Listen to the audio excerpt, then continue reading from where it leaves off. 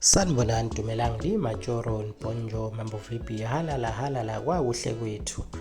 Bangena umakoti ekhaya bekushiwo kanjena kulilizelwa uSiphesihle Zulu njengoba ubegana kule mpelasonto ecacela kwadludla kocebisa phansi enkandla emahlathi amnyama.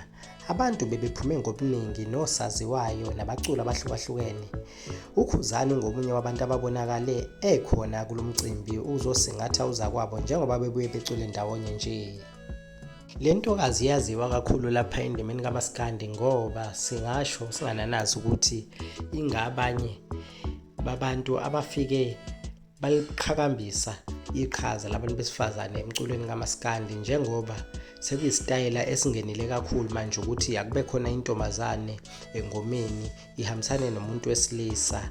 Lokho kwagqama kakhulu ngesikhathi le ntokazi uKhuzani eyithatha eyifaka ezingomeni zakhe. Ezinye zeyingoma esingazibala, izingoma ezifana noTsotsi zingezinye zezingoma eyaziwa ngazo. Le ntokazi ihambisana noKhuzani, halala nkosazane emhlophe.